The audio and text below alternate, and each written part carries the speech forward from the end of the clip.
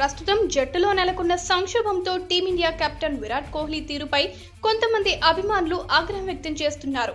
అనిల్ కుంబ్లేతో వివాదం పెట్టుకుని కోచ్ పదవి నుంచి వైదొలగడానికి కారణమైన కోహ్లీపై విమర్శల వర్షం కురిపిస్తున్నారు. అంతేకాదు, ప్రస్తుతం టీమిండియా జట్టు సంక్షోభంలో ఉందని, దానికి ముగింపు పలకాలంటే కోహ్లీని కెప్టెన్సీ నుంచి తప్పించి ఆ స్థానాన్ని తిరిగి మాజీ సారథి మహేంద్ర సింగ్ ధోనికి అప్పగించాలని డిమాండ్ చేస్తున్నారు. ఆన్ ఫీల్డ్ లోనే కాకుండా ఆఫ్ ఫీల్డ్ లో సైతం హుందాగా ఉండే ధోనినే కరెక్ట్ కెప్టెన్ అంటూ పలువురు క్రికెట్ అభిమానులు అభిప్రాయపడుతున్నారు. కోహ్లీ విజయవంతమైన కెప్టెన్ గా రాణిస్తున్న కుంబ్లే వ్యవహారంలో ఆయన వ్యవహరించిన తీరు మాత్రం సరికాదంటున్నారు.